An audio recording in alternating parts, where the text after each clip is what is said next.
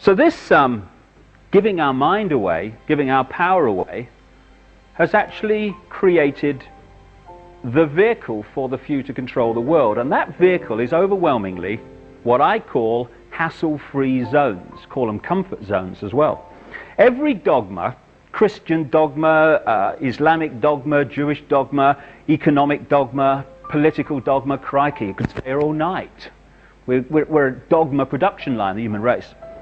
Each of those dogmas and societies in general are all hassle-free zones. By that I mean there is a very narrow area of acceptable thought and behavior, the norm, which, if you conform to it, you're left alone. You're hassle-free. No one calls you mad. No one calls you dangerous. No one gives you a hard time for the crime of being different, if you conform. If you start to think, well, actually, you know, I've got a mind of my own, and it's a unique mind, and therefore I'm going to have my unique truth and my unique view of me and life and everything, you start to get very dangerously close to the edge of the hassle-free zone, and eventually, if you keep going, you step outside of it. At that point, he's mad, he is. She's, what strange she is. He's dangerous, he is. Oh. And most people don't want that hassle. They don't want to be treated like that. So most people, even if they put their toe out there, go, oh my goodness, I'm staying in here, it's flipping hassle out there. So what happens? The mask comes up. You know, you go down any rush hour in any city in the world, London, New York, Sydney, anywhere, and you see all those hundreds and hundreds and thousands of people coming past in the street. They're not projecting to the world what they really are, what they really feel, what they really want to do with their lives. They've got a mask.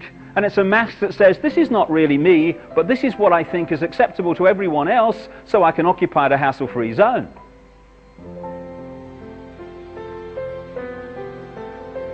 And for me anyway, it's that war in the psyche between that part of us that I call I am me, I am free, that wants to flow with our uniqueness. The war between that and the part of our psyche I call oh my God, which is at the heart of emotional, mental, and therefore physical dis-ease in the world. And what it's also created is a mass schizophrenia. Because not only are we slaves to impose thought and behavior as a human race, we're also the police force of all the other slaves. Hilarious, really.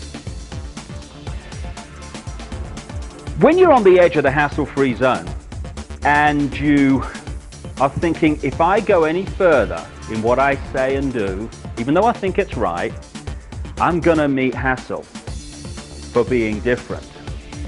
You're not standing there thinking, if I do go any further, what will Bill Clinton think of me? What about the Prime Minister of Britain? What would he say? And the Governor of the Bank of England? We're not saying that. What we're saying at that point, shall I, shan't I express my uniqueness and evacuate the hassle-free zone, we're saying, what will my mother think? What about the neighbours? Or what about the blokes down the pub? Oh my God. In other words, what will the other slaves to impose thought and behavior think about me escaping from it? We police each other. It's like having a cell full of prisoners, and once one of the prisoners finds a means of escape, it's all the other prisoners that run to block the exit.